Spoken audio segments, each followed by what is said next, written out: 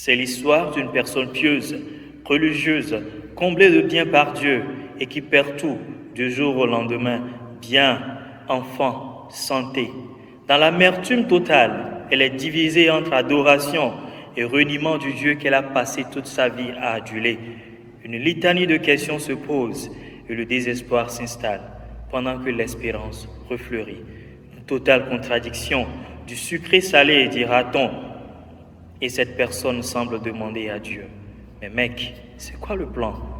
Où donc est passée la justice de Dieu qui punit les méchants et récompense les bons? Eh bien, cette personne, c'est Job. Eh bien, cette personne, c'est chacun de nous.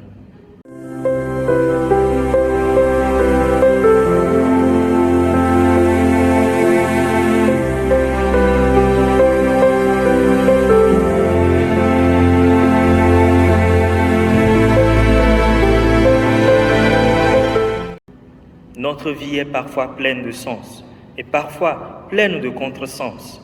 Elle est constellée d'événements qui nous donnent de la joie et d'autres qui rabattent cette joie. Et la vie, en ces moments-là, devient un poids pour nous. Du coup, on se demande si elle vaut encore la peine d'être vécue. Victor Hugo, dans son poème Mélancolia, s'est fait la voix des enfants de son temps qui travaillaient dans les mines en ces terres. Où vont tous ces enfants dont pas un seul ne rit? C'est d'où être pensif que la fièvre maigrit. Ils ne comprennent rien à leur destin, hélas. Ils semblent dire à Dieu, petits comme nous sommes, notre Père, voyez ce que nous font les hommes. Bien souvent, il nous arrive de questionner notre existence, et c'est là la plus grande des tristesses.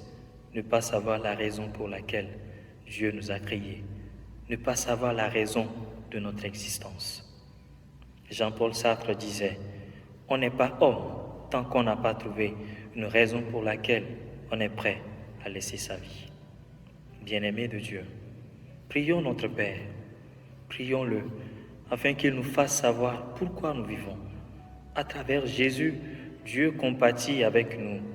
Il nous guérit et donne sens à notre vie, comme nous le voyons aujourd'hui dans l'Évangile. Comprendre que Dieu seul détient les mystères de la vie, c'est là qu'il nous attend.